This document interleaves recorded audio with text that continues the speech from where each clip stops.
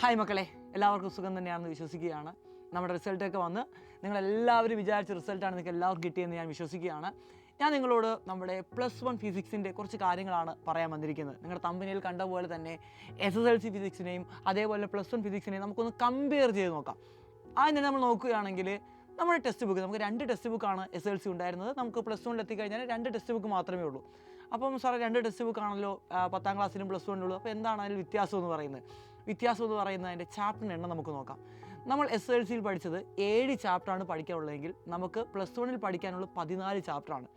SSLC നമ്മുടെ ടെസ്റ്റിൻ്റെ പേജിനെണ്ണം നമ്മൾ നോക്കുകയാണെങ്കിൽ 170 പേജായിരുന്നു നമ്മുടെ ടെക്സ്റ്റ് ബുക്കിൽ ഉണ്ടായിരുന്നെങ്കിൽ നമ്മൾ +1 എടുത്തുമ്പോൾ ഏകദേശം 400ഓളം പേജുകളാണ് നമുക്ക് പഠിക്കാനുള്ളത്. ഏകദേശം ഇരട്ടിയിൽ കൂടുതൽ പേജുകൾ അല്ലെങ്കിൽ ഇരട്ടിയിൽ കൂടുതൽ കണ്ടൻറ്റുകളാണ് നമുക്കവിടെ പഠിക്കാനുള്ളത്.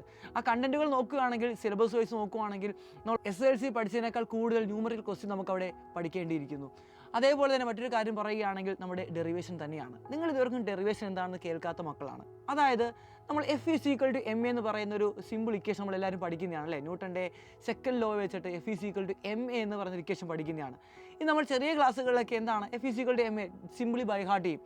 എന്നാൽ നമ്മൾ +1 എത്താൻ നേരത്ത് ആ ഇക്വേഷനെ നമ്മൾ എന്ത് ചെയ്യും, ഡിറൈവ് ചെയ്തെടുക്കും. ചെറിയ ചെറിയ മാത്തമാറ്റിക്കൽ ഇക്വേഷൻസ് ഒക്കെ വെച്ചിട്ട് ആ ഇക്വേഷനെ നമ്മൾ എന്ത് ചെയ്യും, ഡിറൈവ് ചെയ്തെടുക്കും. അതേപോലെ തന്നെ നമ്മൾ +1 പഠിക്കാനുള്ള ഒരു ഇക്വേഷനാണ് ബാങ്കിങ് ഓഫ് ഫ്രോഡുമായിട്ട് ബന്ധപ്പെട്ട V=√RG × μ + tan θ / 1 - μ tan θ എന്ന് പറഞ്ഞ വലിയൊരു ഇക്വേഷൻ ഉണ്ട്.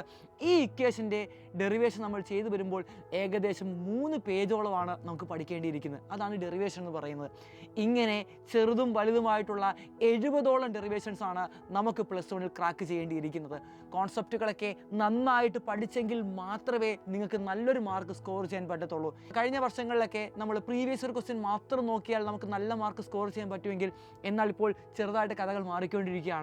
പ്രീവിയസ് ഇയർ പഠിച്ചിട്ട് പോകുന്ന കുട്ടികൾക്ക് നല്ലൊരു മാർക്ക് സ്കോർ ചെയ്യാൻ സാധിക്കുന്നില്ല.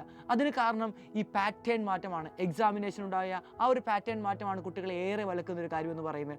അപ്പോൾ എങ്ങനെ ഇതിനെയൊക്കെ വളരെ എളുപ്പത്തിൽ ക്രാക്ക് ചെയ്യാൻ സാധിക്കും? ആദ്യമായി ഞാൻ പറയുന്നു, നമ്മൾ ആദ്യം മുതലേ തുടക്കം മുതലേ നാളത്തേക്ക് വേണ്ടി വെക്കരുത്. നമ്മൾ 10ാം ക്ലാസ് ആണെങ്കിൽ ഒരു 1-2 മാസം മുമ്പ് പഠിച്ചാൽ നമുക്ക് സിമ്പിളായിട്ട് ഫുൾ A+ വാങ്ങിക്കാൻ സാധിക്കും. ഒരിക്കലും +1 അത് സാധിക്കത്തില്ല.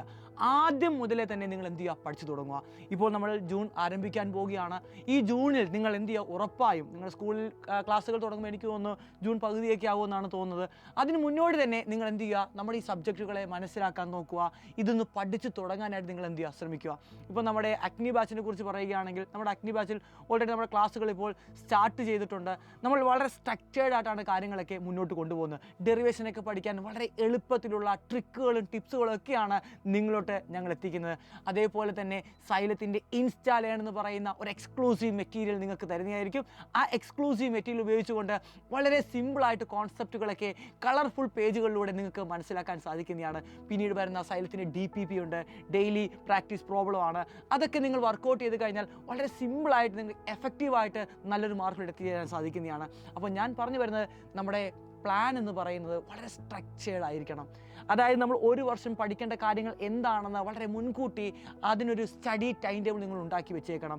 അതേപോലെ തന്നെ ഓരോ ചാപ്റ്റർ കഴിയും തോറും ആ ചാപ്റ്ററുമായിട്ട് റിലേറ്റഡ് ഉള്ള ക്വസ്റ്റ്യൻസ് നിങ്ങൾ എന്ത് ചെയ്യണം, വർക്കൗട്ട് ചെയ്യണം. ആ ചാപ്റ്ററിനുമായിട്ട് ബന്ധപ്പെട്ട ഒരു എക്സാമിനേഷൻ നിങ്ങൾ എന്ത് ചെയ്യണം, സ്വന്തമായി ഒന്ന് കണ്ടക്ട് ചെയ്ത് ആ എക്സാമിനേഷൻ നിങ്ങൾക്ക് നല്ല മാർക്ക് വാങ്ങിക്കാൻ സാധിക്കുമെന്നൊക്കെ നിങ്ങൾ എന്ത് ചെയ്യണം, ഒന്ന് നോക്കണം. അപ്പോൾ ഇത്രയും കാര്യങ്ങളൊക്കെ നിങ്ങൾ ചെയ്ത് കഴിഞ്ഞാൽ ഉറപ്പാണ് നിങ്ങൾക്ക് +1 നല്ലൊരു മാർക്ക് സ്കോർ ചെയ്യാൻ സാധിക്കുന്നതാണ്. ഇപ്പോൾ ഞാൻ ഫിസിക്സിൻ്റെ കാര്യം മാത്രമാണ് പറഞ്ഞത്. അതേപോലെ തന്നെ നമ്മളെ കുഴപ്പിക്കാൻ പോകുന്ന സബ്ജക്റ്റുകളാണ് മാത്തമാറ്റിക്സും അതേപോലെ കെമിസ്ട്രിയും ബയോളജിയും ഒക്കെ. അപ്പോൾ ഇതിനൊക്കെ എളുപ്പത്തിൽ ക്രാക്ക് ചെയ്യാൻ ഞാൻ നേരത്തെ പറഞ്ഞ പോലെ തന്നെ നിങ്ങൾക്ക് നല്ലൊരു എക്സ്റ്റേണൽ സപ്പോർട്ട് ആവശ്യമുണ്ട്. കാരണം 10ാം ക്ലാസ് പോലെ അല്ല നമ്മുടെ +1 എന്ന് പറയുന്നത്. അതിനെ നിങ്ങളെ സഹായിക്കാനാണ് നമ്മുടെ അഗ്നി ബാച്ച് ഉള്ളത്. അപ്പോൾ നിങ്ങൾക്ക് ജോയിൻ ചെയ്യാൻ താല്പര്യമുണ്ടെങ്കിൽ ഈ കാണുന്ന നമ്പറിൽ നിങ്ങൾ കോൺടാക്ട് ചെയ്തുകൊണ്ട് നിങ്ങൾക്ക് ഉടനെ തന്നെ ജോയിൻ ചെയ്യാം. അപ്പോൾ ഞങ്ങൾ ഉണ്ടായിരിക്കും നിങ്ങളുടെ കൂടെ. അടിപൊളിയായിട്ട് കൺസെപ്റ്റുകളൊക്കെ മനസ്സിലാക്കിക്കൊണ്ട് നമുക്ക് +1 ക്രാക്ക് ചെയ്യാം. അപ്പോൾ നമുക്ക് അഗ്നി ബാച്ചിൽ കണ്ടുമുട്ടാം. Bye bye.